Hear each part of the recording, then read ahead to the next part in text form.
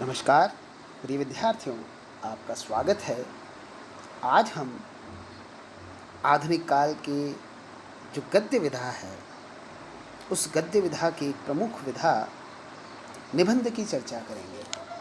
प्रिय विद्यार्थियों, जैसा कि आप जानते हैं, गद्य में सबसे महत्वपूर्ण जो एक विधा है, उसके रूप में निबंध की चर्चा की जाती है। विद्यार्थियों, गद्य प्रबंध में किसी कथानक का सुसंगठित विकास रहता है। इसे ही हम सामान्यतया कथा साहित्य या उपन्यास कहानी साहित्य कहते हैं। इसी प्रकार पर विद्यार्थियों, निबंध में कथा के न होते हुए भी विचार श्रृंखला, भावधारा या विवरण क्रम की निबद्धता रहती है। प्रायः वह गद्य रचना जिसमें किसी विषय का श्रृंखलित विवेचन अथवा वैयक्तिक भाव या विचारधारा का क्रमबद्ध रोचक प्रकाशन प्रस्तुत किया जाता है, वही निबंध कहलाता है। प्रिय विद्यार्थियों, गद्य काव्य के इस रूप का विकास, जैसा कि आप जानते हैं, पाश्चात्य साहित्य के संपर्क की देन है। अंग्रेजी, फ्रेंच आदि भाषाओं में बहुत पहले इस रूप का सुंदर विकास हुआ था।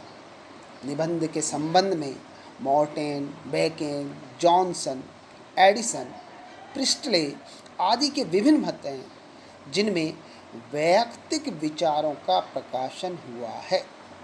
निबंध के संबंध में यदि हम विभिन्न धारणाओं को स्वीकार करें, तो हम मोटे मोटे रूप में निबंध की परिभाषा या निबंध किसे कहते हैं, उसे मोटे रूप में यूँ समझ सकते हैं कि निबंध वह गद्य रचना है जिसमें लेखक किसी भी विषय पर स्वच्छंदतापूर्वक परंतु एक विशेष सौष्ठव, संहिति, सजीवता और वैयक्तिकता के साथ अपने भावों, विचारों और अनुभवों को व्यक्त करता है। प्रिय विद्यार्थियों, सामान्यतः निबंध दो रूपों में मिलते हैं, एक रचनात्मक और दूसरे विवेचनात्मक, जो आपके सामने प्रस्तुत है। इसे हम क्रिएटिव एंड क्रिटिकल भी कह सकते हैं।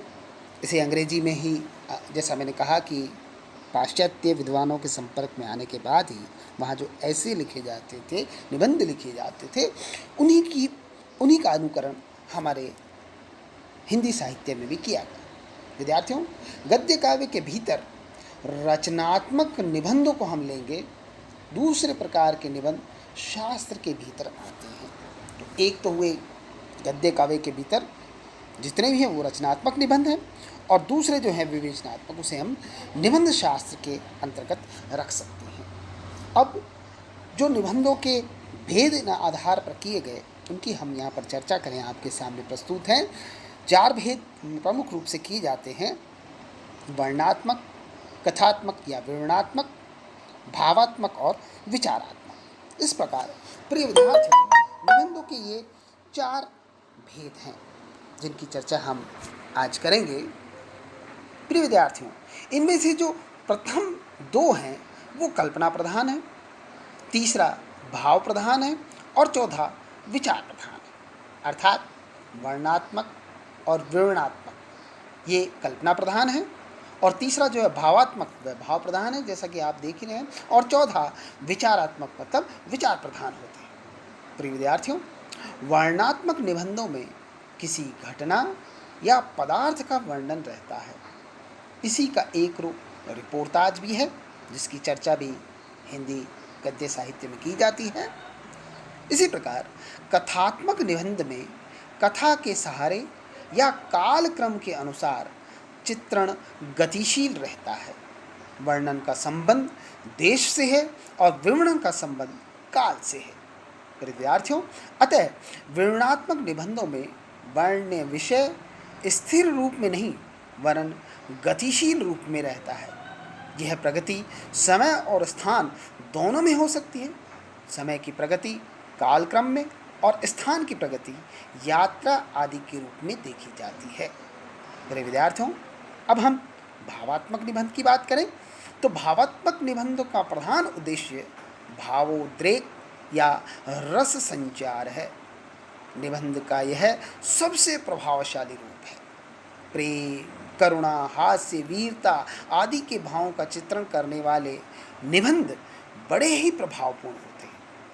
प्रिय विद्यार्थियों, भावात्मक निबंधों की 3 शैलियाँ देखी जाती है। कौन कौन सी? पहली धारा शैली, दूसरी विक्षेप या तरंग शैली और तीसरी प्रलाप शैली। अब ये तीनों शैली क्या है, इसके बारे में हम थोड़ी सी चर्चा करें। धारा शैली में मंथर या धीमी गति से संयत शब्दावली में संयम के साथ, धैर्य के साथ संयत शब्दावली में भाव का धारा प्रवाह प्रकाशन होता है, अभिव्यक्ति होती है लेखक के द्वारा। इसी प्रकार विक्षेप या तरंग शैली में भाव का प्रकाशन या उसकी अभिव्यक्ति तरंग, मोद या मस्ती में होता है, जिससे भावों का अनुभव कभी तीव्र और कभी मंद रूप में होता है। उसमें भाव तो होते हैं, लेकिन कभी तीव्र गति से और कभी मंद गति से वह पाठक को अपने में रमा लेता है। इसी तरह से प्रलाप शैली, यह अति भावावेश की उच्छृंखल अवस्था में होती है। इससे लेखक भावों के प्रकाशन में एक व्याकुलता और छटपटाहट का अनुभव करता है और भावों की अनर्गल अभिव्यक्ति के पुनरुक्ति के कारण इस शैली में होती है।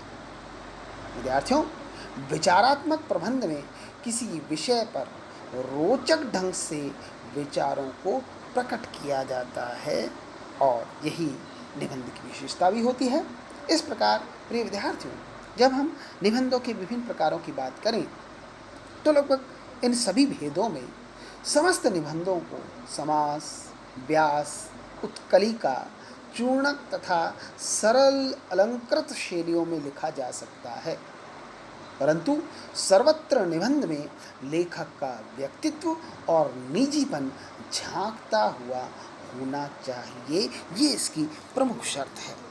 अगर लेखक का व्यक्तित्व और उसका अपना जो भाव है, अपना जो विचार है, अपनापन है, वो अगर निबंधों में नहीं आता तो वो सर्वश्रेष्ठ निबंध नहीं कहे जा सकते।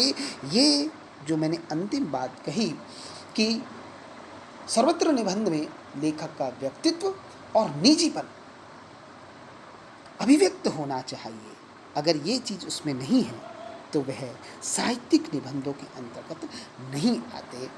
प्रिय विद्यार्थियों, इस प्रकार हम निबंधों के संदर्भ में कुछ सैद्धांतिक बातों की आज हमने चर्चा की।